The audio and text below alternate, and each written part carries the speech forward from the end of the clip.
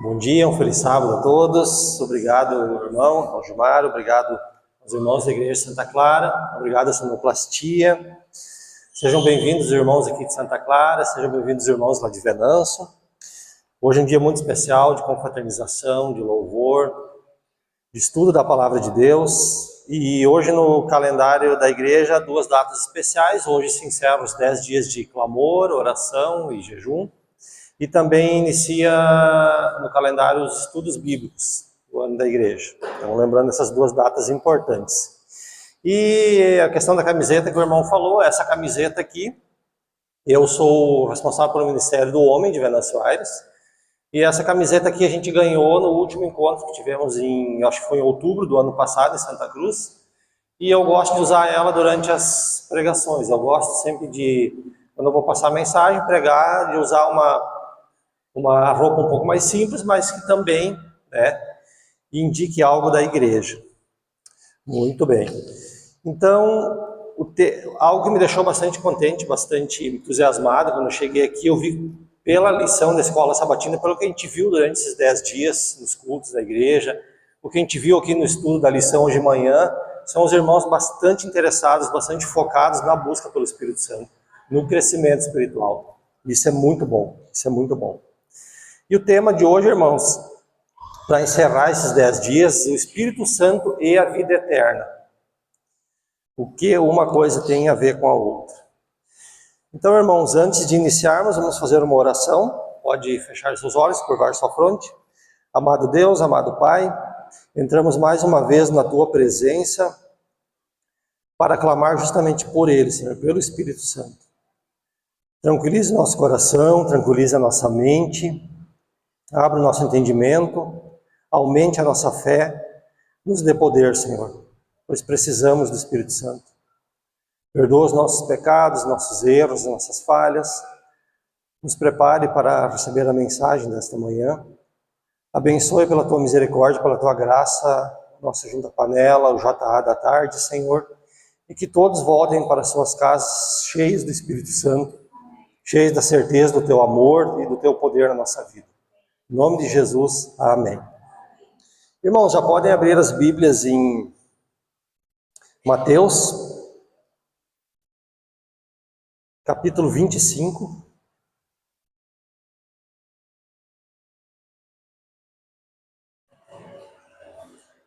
Vou acompanhar a hora pelo meu celular aqui, tá? Ser preciso no horário. Mateus capítulo 25. Mateus 25. É um texto muito conhecido, irmãos. Aqui pede do 1 ao 4, mas eu vou ler um pouquinho mais. Diz assim, eu vou ler na NVI, tá bom, irmãos? O reino dos céus será, pois, semelhante a 10 virgens que pegaram suas candeias e saíram para encontrar-se com o noivo. 5 delas eram insensatas e 5 eram prudentes. As insensatas pegaram suas candeias, mas não levaram óleo. As prudentes, porém, levaram óleo em vasilhas junto com suas candeias. O noivo demorou a chegar, e todas ficaram com sono e adormeceram. À meia-noite, ouviu-se um grito. O noivo se aproxima, saiam para encontrá-lo. Então todas as virgens acordaram e prepararam suas candeias. As insensatas disseram aos prudentes, deem-nos um pouco do seu óleo, pois a nossa candeia está se apagando. Elas responderam, não, pois não pode ser que não haja o suficiente para nós e para vocês. Vão comprar o óleo para vocês. Aí o texto segue. Eu vou lendo o sermão pronto aqui, tá, irmãos? Vou comentando. Eu confesso que eu tenho um pouco de problema com o sermão pronto. Eu prefiro montar os sermões, mas esse aqui me ajudou bastante. Então eu vou lendo e a gente vai analisando ele. Não faz muito tempo que o irmão me perguntou, por que as virgens prudentes dormiram? Logo na sequência ele também acrescentou, eu entendo o sono das nécias, mas não entendo o sono das prudentes. A julgar pela pergunta, o citado irmão interpretou o sono das nécias e o sono das prudentes como um ato de negligência. Na verdade, o problema não foi o atraso do noivo, nem o sono das virgens, mas a falta do azeite. Contextualizando, né, irmãos, esse texto ele pode parecer um pouco estranho para nós. Eu conversava essa semana com a Andréia, minha esposa, Que estranho que pode parecer esse relato, né? Como assim 10 virgens esperando o noivo e azeite? Olha, que conversa é essa, que assunto é esse? Só que a gente sabe, irmãos, pelo estudo da palavra, que a gente tem que entender a cultura e o tempo em que a Bíblia foi escrita, que cultura que era aquela, quais eram os costumes daquela época, para que a gente tenha uma compreensão do que o texto quer dizer. O casamento naquela época, irmãos, eu pesquisei, estudei um pouco sobre o casamento, nos tempos de Jesus. Na verdade, ele era praticamente um acordo que era feito, muito diferente dos dias de hoje. Era feito um acordo entre as partes, os pais do noivo, então visitavam os pais da noiva, daí tinha um dote, o noivo tinha que lutar para levantar aquele valor do dote, ele não podia pegar a herança do pai ou da mãe, ele tinha que lutar para levantar durante um ano aquele valor especificado. Isso aí para nós pode parecer meio absurdo, mas para eles demonstrava o quão interessado ele estaria naquela moça, naquela menina que ele pretendia casar. Então aí durante um ano eles já praticamente já estariam casados nesse período, só sem ter relações, sem viverem juntos. O compromisso já estava selado. Então passado esse um ano, o noivo pagava o dote, e daí essa festa de casamento ela durava 7 dias. 7 dias. E daí, ao final, ele tinha uma procissão noturna, em que o noivo era acompanhado pelos seus amigos e a noiva acompanhada por virgens. Daí que vem esse contexto. E era noturno. Por isso a questão das lâmpadas, das lamparinas. Naquele tempo não tinha lanterna, a pilha, nem a bateria, nem luz elétrica, nem nada. A iluminação deles era com pequenas lamparinas de cerâmica, e ali dentro era colocado o azeite de oliva, o óleo, né?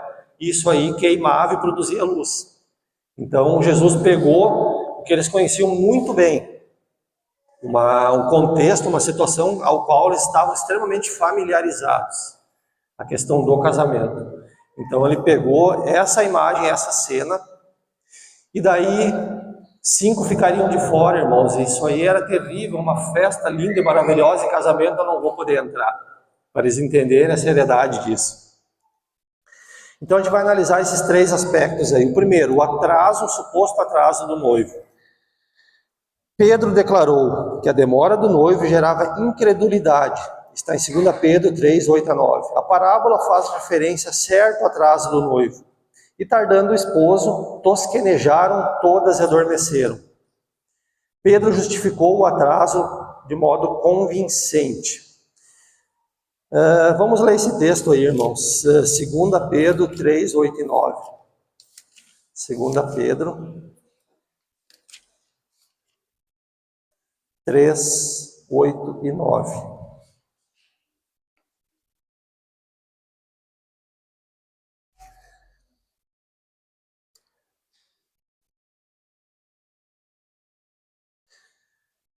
Não se esqueçam disso, amados, porque o Senhor um dia é como 1000 anos, e 1000 anos como um dia. O Senhor não demora em cumprir a sua promessa, como julgam alguns. Ao contrário, Ele é paciente com vocês, não querendo que ninguém pereça, mas que todos cheguem ao arrependimento. Então esse é o texto, irmãos. Referindo-se ao atraso do noivo, um cristão disse: para salvar o pecador, Deus considera que muito tempo é pouco. Esse parágrafo aqui embrulhou um pouco a minha mente. E para acabar com o pecado, Deus considera que pouco tempo é muito. Repetindo, para salvar o pecador, Deus considera que muito tempo é pouco. Deus é longânimo para que o pecador se arrependa. E para acabar com o pecado, Deus considera que pouco tempo é muito. Ou seja, Deus tem pressa, ânsia em acabar com o pecado. O atraso, entre aspas, gerou uma crise que ofereceu vantagem às nécias e às prudentes. Vantagens.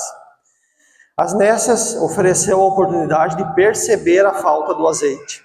As prudentes a oportunidade de valorizar o azeite que possuíam. Tirando o atraso, o estigma da culpa, vamos analisar o segundo aspecto. O sono das virgens. Esse é o segundo aspecto. E tardando o esposo, tosquenejaram todas e adormeceram.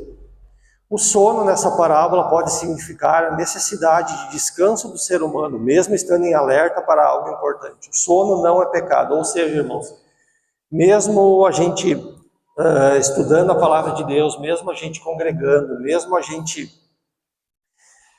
tendo uma vida consagrada a Deus, pode vir um momento de desânimo, esse sono, que pode vir um momento de canseira, pode vir um momento de apatia, mas isso não pode nos afastar de Deus de forma alguma. O sono não é pecado, mas chama a nossa atenção para a necessidade de estarmos sempre preparados. As prudentes estavam com vantagem, tinham azeite suficiente para acender suas lâmpadas e encontrar o noivo. As virgens insensatas não tinham o que precisavam e foram pegas desprevenidas. O sono simboliza a fraqueza natural do ser humano, que mesmo desejando vigiar, pode sucumbir ao cansaço.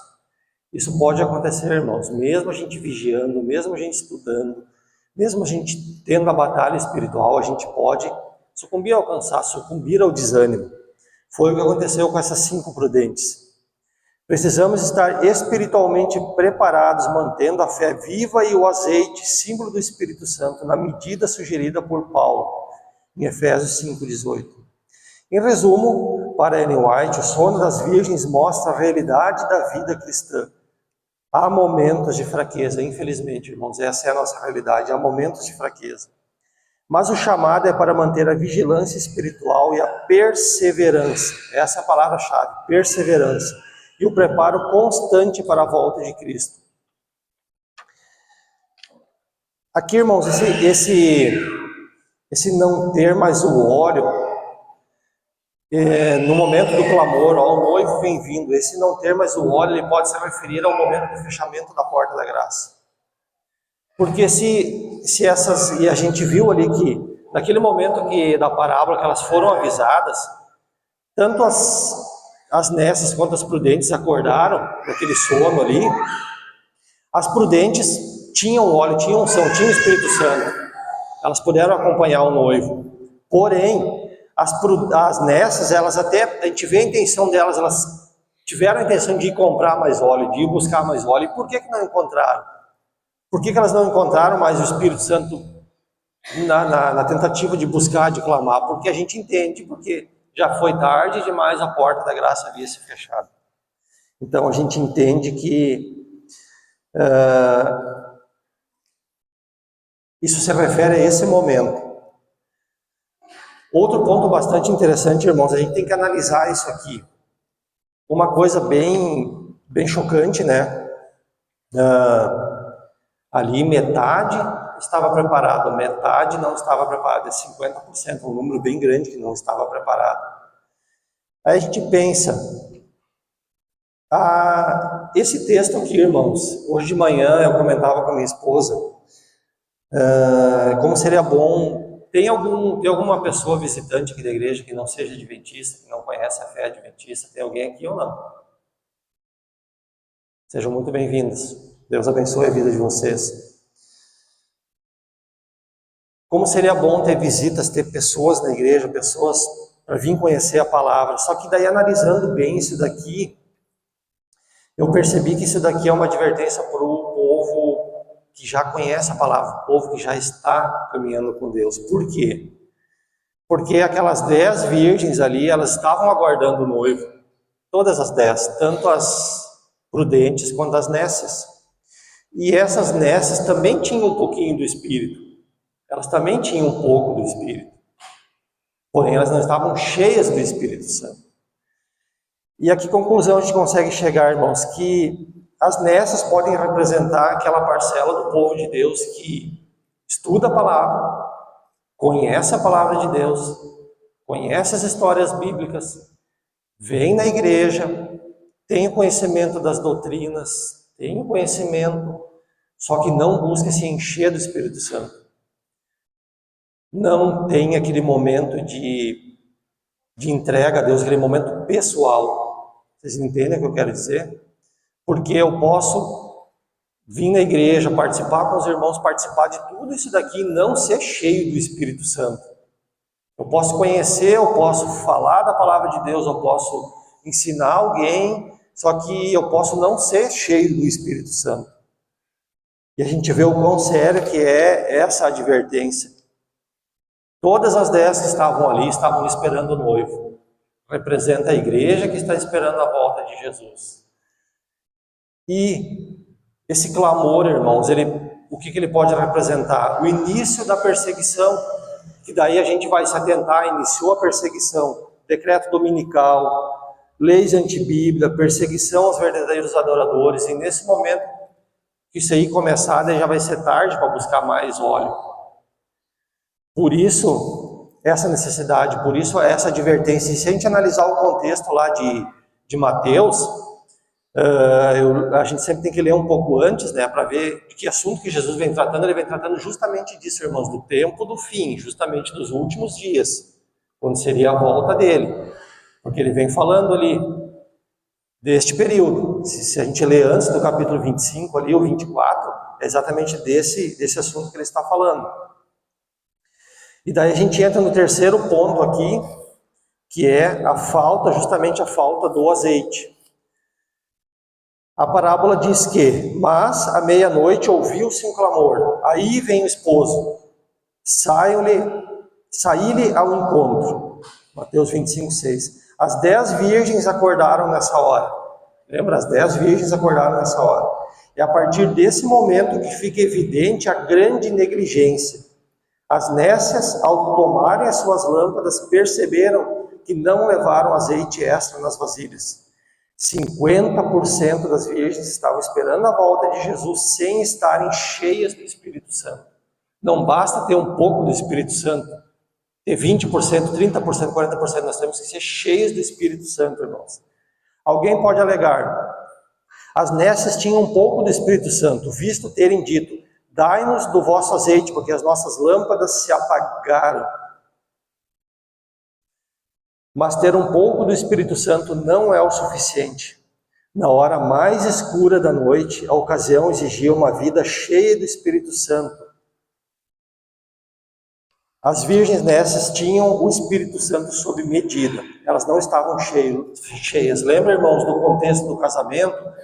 E outro detalhe, a noite naquele tempo era muito, mas muito mais escura.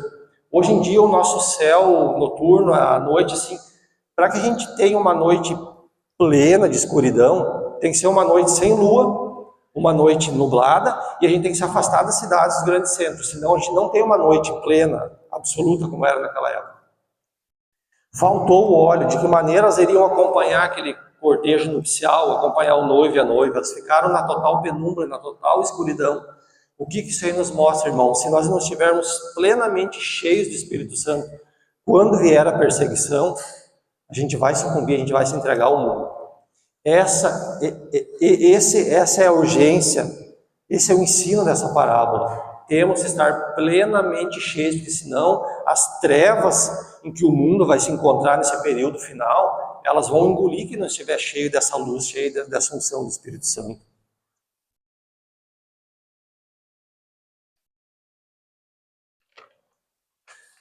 Não podemos esperar a volta de Jesus tendo o Espírito Santo sob medida. João 3,34. Evangelho de João 3,34.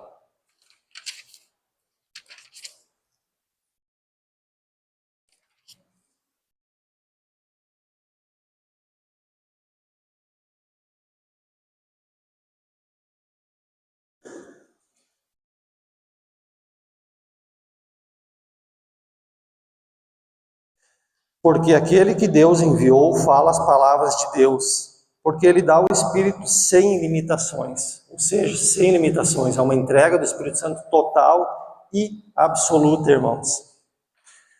A falta do azeite das virgens insensatas representa a falta de preparação contínua e pessoal. Preparação pessoal, busca pessoal. Lembra do que Jesus falou? Na tua casa, abre a porta do teu quarto, entra, fecha ela, te ajoelha e lá busca. E lá busca.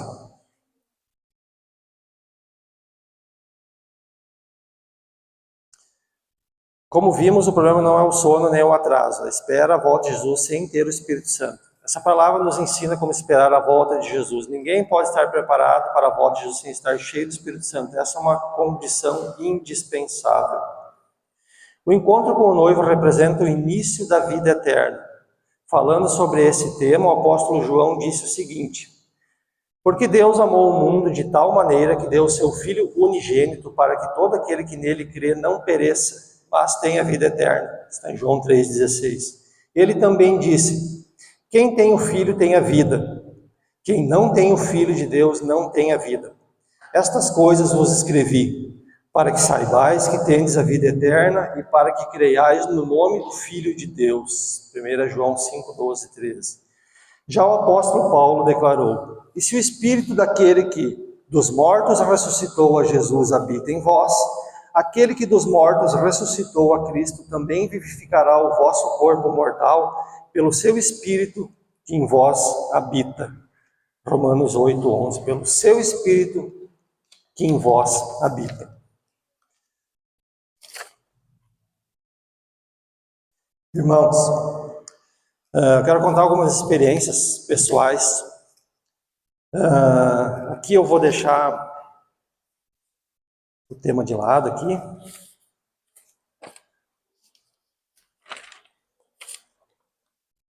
Podem abrir suas Bíblias em Mateus, no capítulo 7. Mateus, no capítulo 7.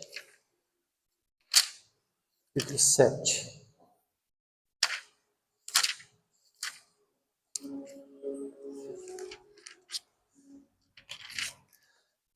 Mateus capítulo 7, do 7 ao 12. Essa parte aqui alguns irmãos já ouviram falar sobre isso na igreja lá, mas sempre pode ser que tenha algo novo, né? Sobre o início da minha caminhada cristã, em que eu queria muitas coisas de Deus. Eu e minha esposa André, nós viemos numa igreja pentecostal, e lá a gente aprendeu que Deus dá muitas coisas pra gente. Deus é galardoador e dá, e de fato é. Só que lá é enfocado nisso. E daí, quando eu buscava Deus, quando eu li esse texto ali, eu queria que Deus me desse, eu precisava, eu queria um carro melhor, eu queria melhorar a minha casa, eu queria isso, eu queria aquilo, eu queria não sei o quê. E eu queria que Deus me desse. Esse texto aqui me enchia de esperança quanto a isso. Mateus 7, 7 ao 12. E esse texto aqui me enchia de esperança, porque ele diz assim, ó: peçam e lhes será dado, busquem e encontrarão, batam a porta e lhes será aberto, pois todo o que pedir recebe, todo o que busca encontra, e aquele que bate a porta será aberto. Qual de vocês, se pedir pão, seu filho lhe pedir pão, lhe dará uma pedra? Ou se pedir peixe, lhe dará uma cobra? Se vocês, apesar de serem maus, sabem dar boas coisas aos seus filhos, quanto mais o Pai de vocês que está nos céus dará coisas boas aos que lhe pedirem. Assim em tudo façam aos outros o que vocês querem que eles lhes façam, pois esta é a lei dos profetas. Enfim, tudo que eu pedir, Deus vai me dar. Eu posso clamar, eu posso bater, a porta vai ser aberta. Eu posso pedir, eu vou receber, eu posso. E eu ficava nessa. E ali eu ficava, buscando: Senhor, eu quero, eu preciso, eu mereço, o Senhor vai me dar, porque eu não sei o quê, porque a palavra diz isso, e ali eu ficava patinando. Por muito tempo eu fiquei assim, nessa ilusão. E Deus desde cedo começou a trabalhar, eu percebi que Deus começou a agir, trabalhar em mim de uma maneira diferente, só que eu não entendia, não sabia o que era. E foi daqui, foi dali, irmãos, até que eu descobri esse texto, esse mesmíssimo texto em outro evangelho. Lá em Lucas. Lá em Lucas 11. Lucas 11, a gente encontra este mesmo texto, irmãos. Só que ali eu encontrei uma coisinha diferente. Pequeno detalhe.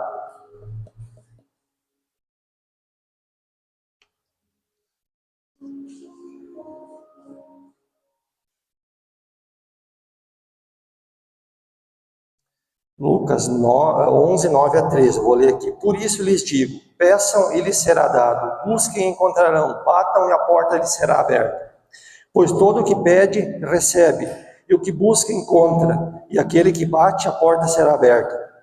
Qual pai entre vocês, se um filho lhe pedir um peixe, no lugar disso lhe dará uma cobra? Ou se pedir um ovo, lhe dará um escorpião?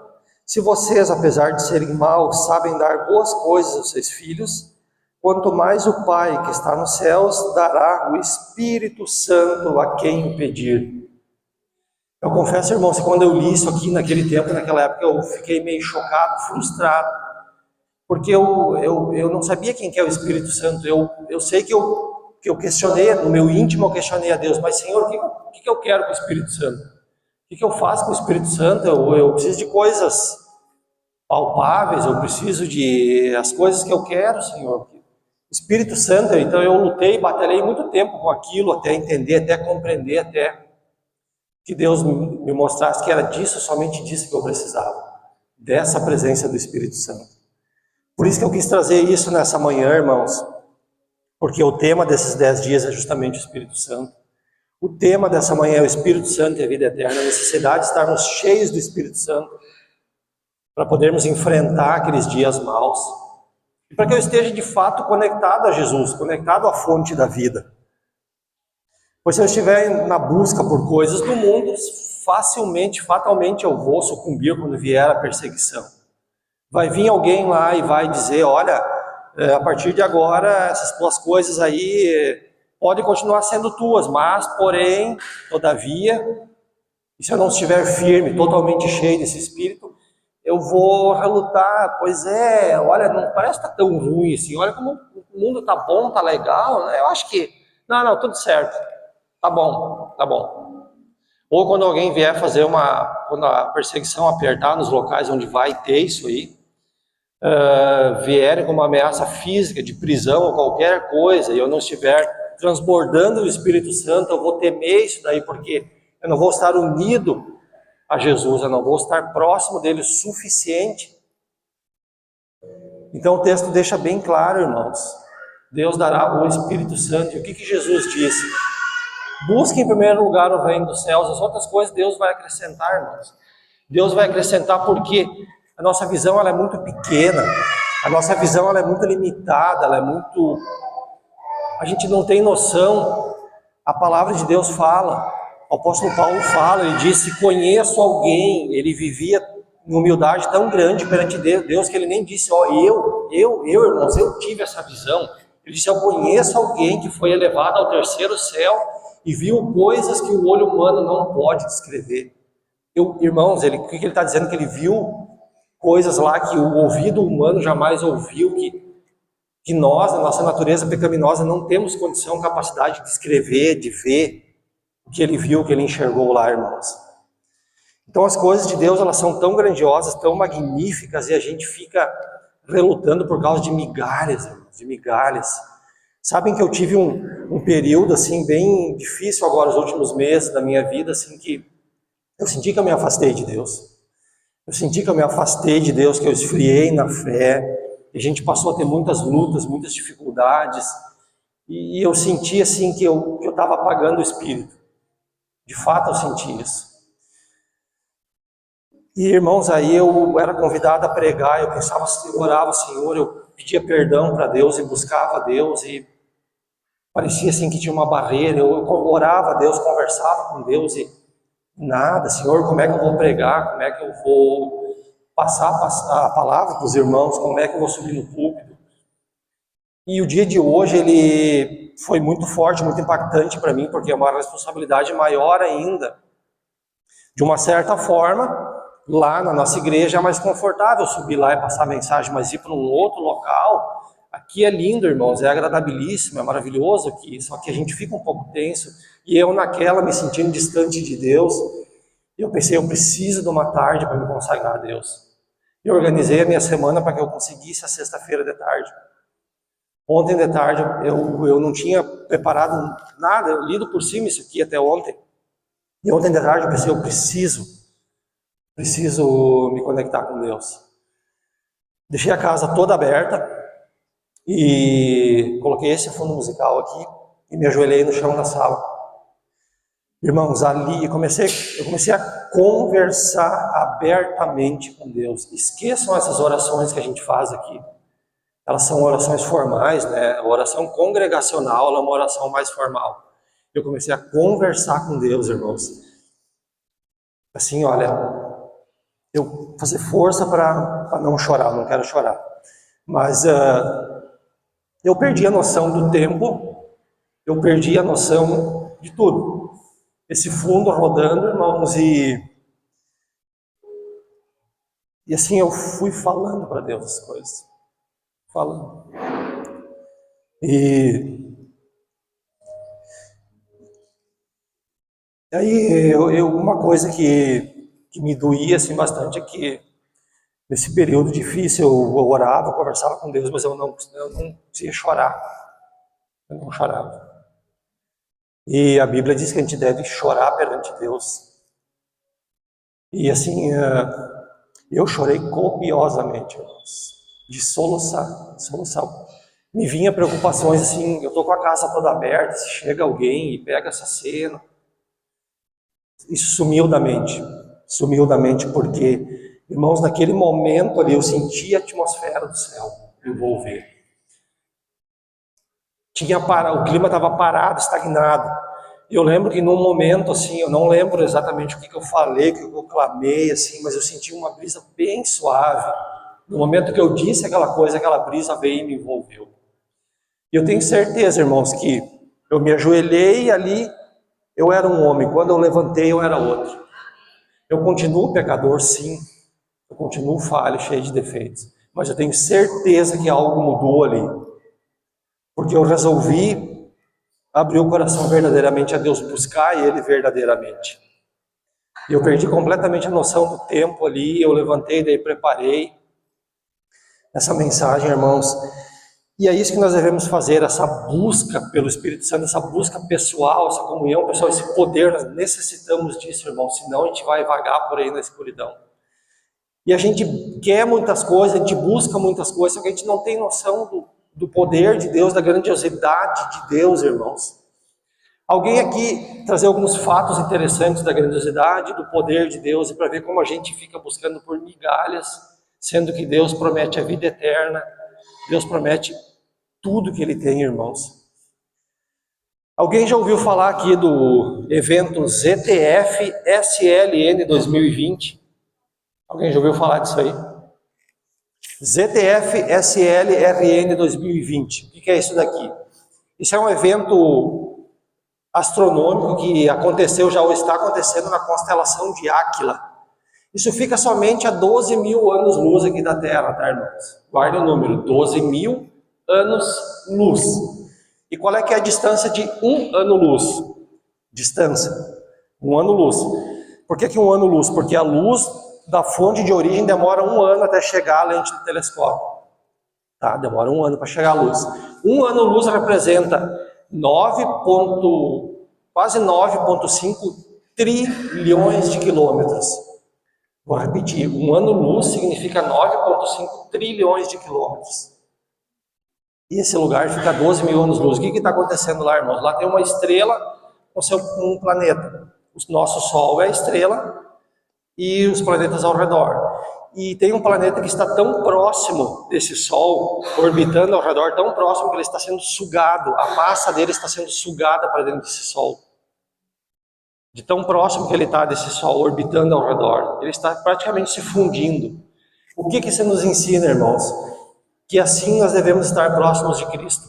Tão próximos dele, orbitando como esse planeta, a ponto de a gente estar sendo sugado para Jesus. Tão próximo dele, orbitando ao redor.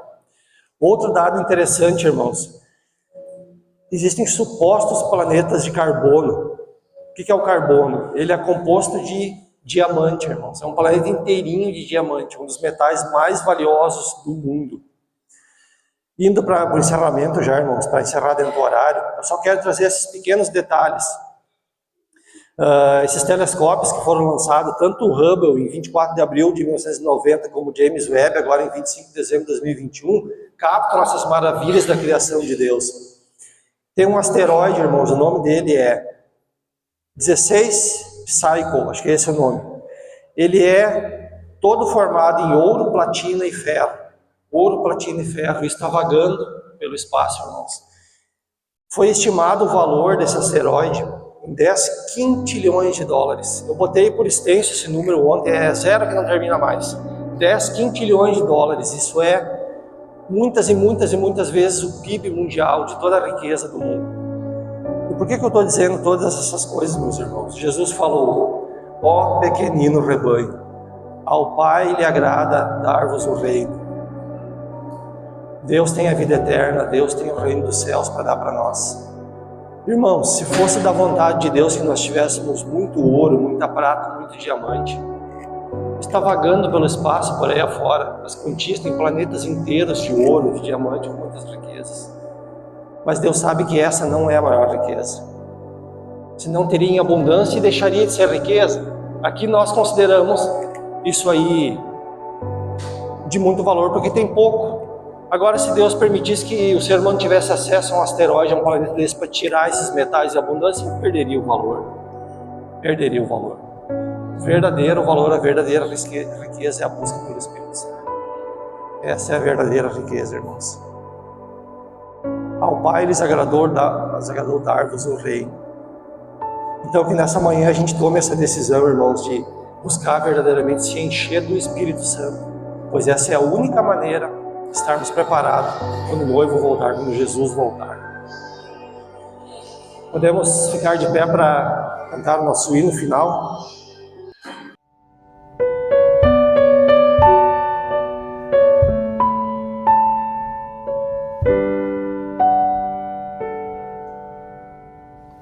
Em breve, isso ainda faz sentido.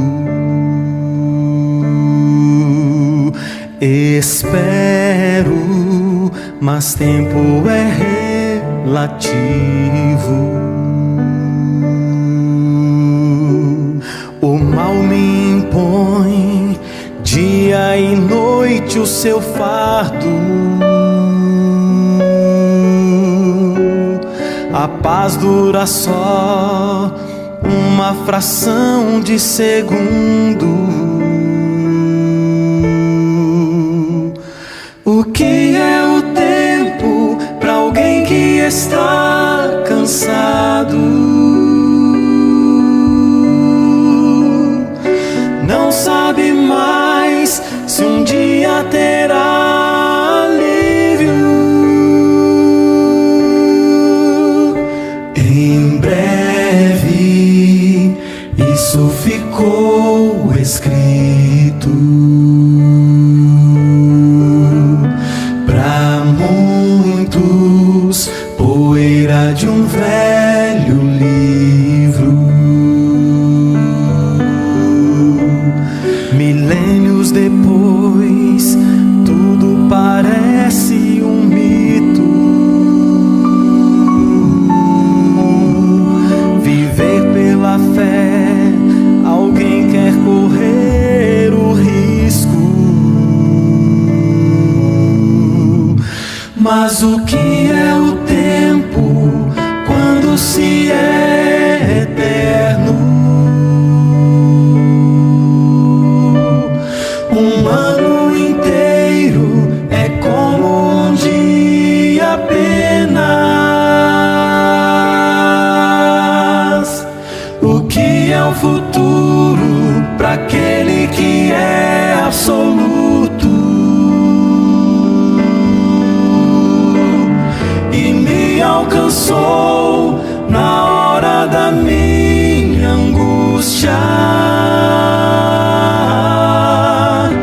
Em breve, no tempo de Deus, contemplarei a promessa feita por quem jamais falhou.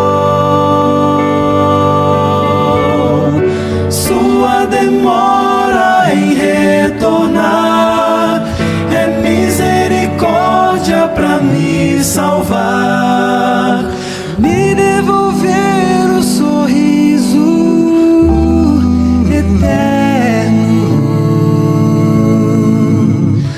Em breve,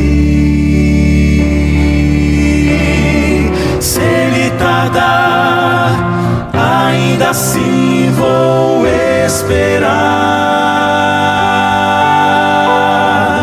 Um dia eu sei, nele serei eterno. Se ele tardar, ainda assim vou esperar. Um dia eu sei, nele serei eterno.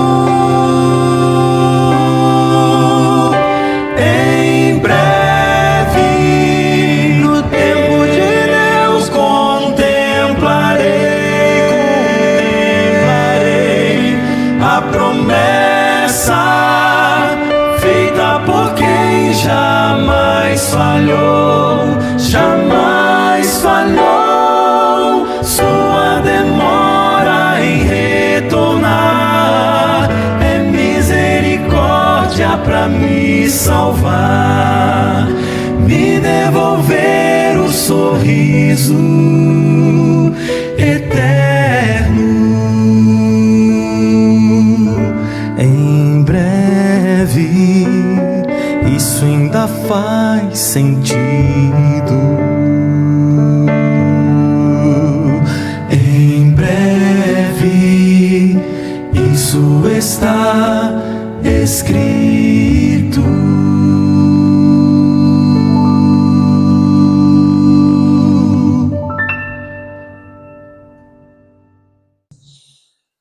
Nossa visão, irmãos, é extremamente limitada.